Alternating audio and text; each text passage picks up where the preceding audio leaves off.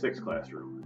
My goal this year, or this marking period, is to introduce your students to the technology education program in Clarence Schools and to help them develop some basic technical skills.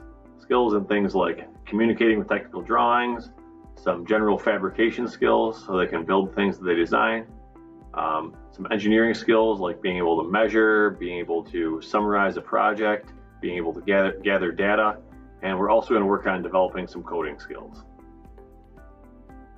To develop these technical skills, I primarily use projects. For our skimmer car project, kids will be looking at some plans like these.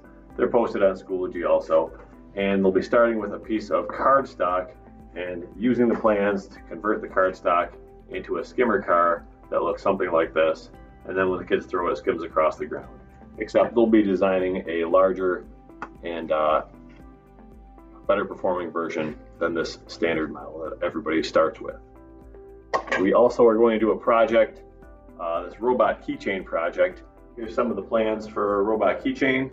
Kids will be using those, and there's also, same thing, a better version of the plans on Schoology, but they end up taking a piece of square stock like this, 3/4 inch square stock, and converting it into these little robot keychains. So here is an example of a basic one, and it's kind of cool because kids get the opportunity to use some unique tools and personalize them a little bit. Here's one that some kid made and just painted. Here's one that some kid made and they bedazzled it all up a little bit. How beautiful. Here's one with a pretty sweet paint job. So this kid did a great job fabricating all the parts, but then also you can see what an awesome paint job she did on the different various body parts. Or here's a kid who did a cool one. He ended up making some little swords and shields for his afterwards, but the face on this, he cut with the laser cutter. So he learned to program the laser cutter to make this face on the robot head. And you can see he cut this torso, like abdomen shape, into the body of the robot keychain using the laser cutter also. So that was cool. For a project like this, they're learning to read the plans, they're learning to use a bandsaw or even a miter saw or a hand saw to cut across and square up the parts. They're learning to drill, they're learning how to use a scroll saw to cut things like the profile of the leg out, and just get more familiar with processing materials in general.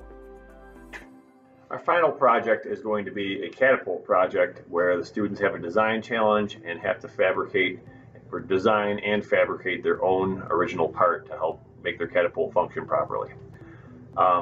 So behind me, you can see the classroom. This is primarily the desk space here. There's a desk over here and some desks over there. So I have 6 total desks, and each desk has a plastic divider like this on it.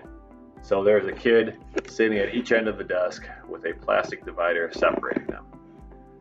That keeps them all A, 6 feet apart, and B, divided by a plastic barrier. So they should be able to work without fear of breathing contaminated air. When it's time to actually work on the projects, I'll probably have the kids work one at a time. I'll work work with them one-on-one using the different tools and machines, and then I'll have to sanitize the machines in between each kid using them. But it's a little price to pay for getting kids a opportunity to start learning to build and fabricate.